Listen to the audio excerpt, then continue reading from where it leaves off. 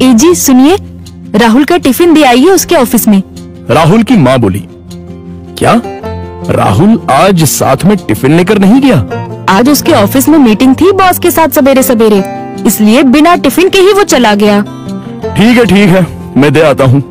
राहुल के पिता तैयार होने के लिए कमरे में चले गए। एक दिन पहले, माँ, मेरे दोस्त के पिताजी भी टीचर थे। उन्होंने देखो कैसे आलीशान बंगला खरीदा है। नहीं तो मेरे पापा, हम आज भी इस किराए के मकान में रहते हैं। राहुल गुस्से से बोला। राहुल, तुम्हें पता नहीं शायद, पर तुम्हारे पापा घर में सबसे बड़े थे, इसलिए 2 बहन और 2 भाइयों की शादी उन्हें ही करनी थी, और साथ में तुम्हारी पढ़ाई का खर्चा, और तुम्हारी बड़ी बहन की शादी भी तो थी। किसने किया ये सब? क्या फायदा इन सब का? उनके भाई बहन अब बंगले में रहते हैं। कभी उन्होंने सोचा है कि अपना भाई किराए के मकान में रहता है तो उसके लिए एक छोटा सा घर खरीद के दे दे? ये सुनकर माँ की आंखों में आंसू आ गए। उन्हें समझ नहीं आ रहा था कि जन्म दिया बेटा अपने बाप के बारे में ऐसी बातें कर रहा है। फिर माँ बोली, तुम्हारे पिता ने अपना कर्तव्य निभाया, अपने भाई बहनों से कभी किसी चीज की उम्मीद नहीं की। राहुल पागलों जैसा बोल रहा था। अच्छा वो ठीक है, पर पिताजी लड़कों की ट्यूशन लेते थे। उनसे अगर फीस लेते तो आज पिताजी पैसों की गद्दी पर सोते। आजकल के क्लास वाले देखो कैसे इंपोर्टेड गाड़ियों में घूमते हैं। लेकिन तुम्हारे पिता के कुछ उसूल थे, ज्ञान बांटने के, पैसे नहीं लेने के, इसलिए तो उन्हें ढेर सारे पुरस्कार भी मिले। पता भी है तुम्हें?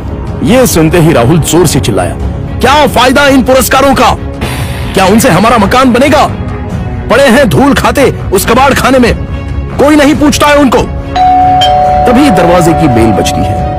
पिताजी ने अपनी बातें तो सुन नहीं ली ना।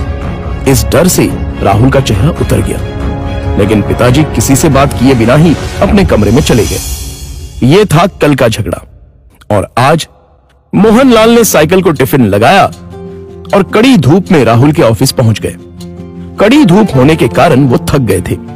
ऑफिस पहुंचने पर उनको सिक्योरिटी गार्ड ने रोका।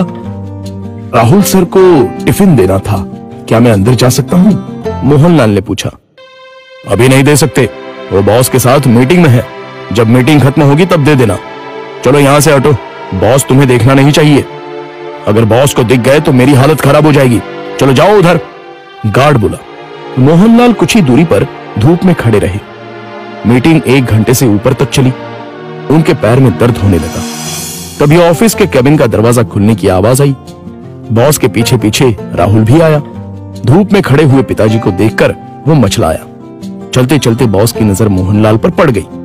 गाड़ी में बैठने की बजाय वो वहीं खड़े रहे। वो सामने धूप में कौन खड़ा है? उन्होंने गार्ड से पूछा। अपने राहुल साहब के पिता हैं, टिफिन देने आए थे। गार्ड डरते हुए बोला।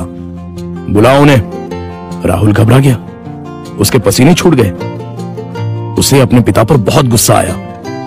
गार्ड के बुलावे पर मोहनलाल अंदर आए। बॉस उनके पास गए और बोले, आप मोहनलाल सर हैं ना? सरकारी स्कूल में आप ही टीचर थे ना? हाँ, पर आप कैसे पहचानते हैं मुझे? कुछ समझने से पहले ही बॉस ने मोहनलाल के पैर छुए। राहुल और सब लोग ये देखकर हक्का बक्का रह गए। सर, मैं विजय, आपका स्टूडेंट था।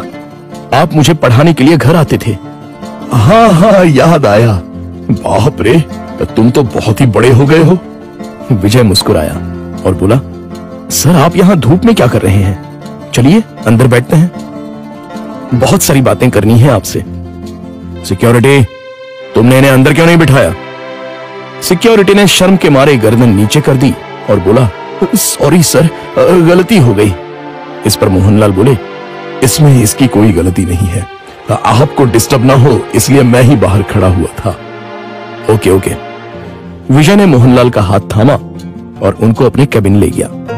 बैठिए सर, अपने कुर्सी की तरफ उंगली करते हुए विजय बोला। नहीं, ये कुर्सी तो तुम्हारी है।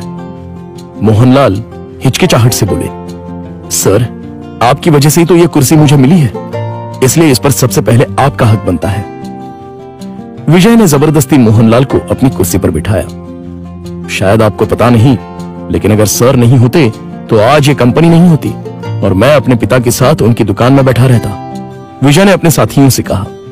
राहुल और मैनेजर आश्चर्य से देखते ही रह गए। स्कूल के टाइम मैं एक एवरेज स्टूडेंट था, मुझे पढ़ाई में दिलचस्पी नहीं थी। मार्क्स कमा रहे थे, इसलिए मेरी माँ मुझे सर के पास उनके घर ले गई और ट्यूशन लेने के लिए कहा। पर सर के घर पर जगह नहीं थी, इसलिए वो हमारे घर आकर मुझे पढ़ाने लगे। लेकिन सर ने कभी फीस नहीं ली। सर के पढ़ाने के तरीके से फिर धीरे धीरे मुझे पढ़ाई में रुचि आने लगी और मैंने 10वीं में दूसरा नंबर लाया। ये देखकर तो मैं हवा में उड़ने लगा। My goodness! पर सर ने कभी आपसे फीस नहीं ली? मैनेजर ने पूछा। मैं मां के साथ मिठाई लेके सर के घर गया। मां ने 50,000 का चेक सर को दिया, लेकिन उन्होंने वो नहीं लिया। तब सर ने एक बात कही थी जो आज भी मुझे याद है। सर ने कहा था, मैंने कुछ नहीं किया, आपका बेटा ही होशियार था। मैंने सिर्फ उसे रास्ता दिखाया है और मैं ज्ञान बेचता नहीं हूं, दान करता हूं। फिर मैंने 12th करने के बाद MS किया और अमेरिका जाकर पढ़ाई की और वापस आने के बाद ये कंपनी स्टार्ट की। एक पत्थर को सर ने हीरा बना दिया। सर, आपको सच में दिल से प्रणाम। मोहनलाल की आंखों में आंसू आ गए। यह सच में कमाल की बात है। बाहर दुनिया में पढ़ाई का बाजार चल रहा है और इन्होंने बिना फीस लिए पढ़ाया। मान गए सर आपको। ऐसे लोग उसूल के पक्के होते हैं। इन्हें पैसों की और पुरस्कार की भी चाह नहीं थी। इन्हें तो बस अपने स्टूडेंट का भला हो, यही दिन रात सोचते थे। सही कहा सर आपने। ऐसे लोग तो दुनिया में बहुत ही कम होते हैं। सर, क्या आज आप उसी किराए के मकान में रह रहे हो? मोहनलाल की जगह राहुल ने ही जवाब दिया। हाँ सर, उसी किराए के मकान में रहते हैं। आज मैं अपने सर को गुरु दक्षिणा दूंगा। इस शहर में मेरे कुछ फ्लैट्स हैं, उसमें से एक फ्लैट मैं आपके नाम कर रहा हूं। विजय ने कहा। क्या? मोहनलाल और राहुल एक ही साथ बोले।